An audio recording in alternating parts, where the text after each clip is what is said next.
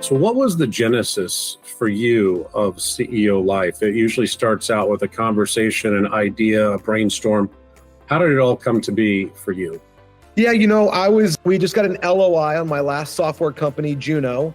And that was a wild experience. We raised tens of millions of dollars from Insight Partners, which is the largest software-only VC in the world. And we actually raised from the co-founder, Jerry Murdoch, led us in there, which was wild. We got our LOI, and I kind of hit this moment, Jeff, where I'm like, I've done this now 3 times. I've bootstrapped, I've raised, I've done the software thing. Wonder what's next for me. I'd been fortunate through the exits that I had some freedom in the next decision I was going to make in terms of my vocation. And through a mutual friend who's another executive here in town, he said, hey, I want you to meet this guy. His name's John Seckel, and he's cooking something up that I think just fits right up your alley. And again, this is the reason we do what we do, right, Jeff? It's making a very big world small.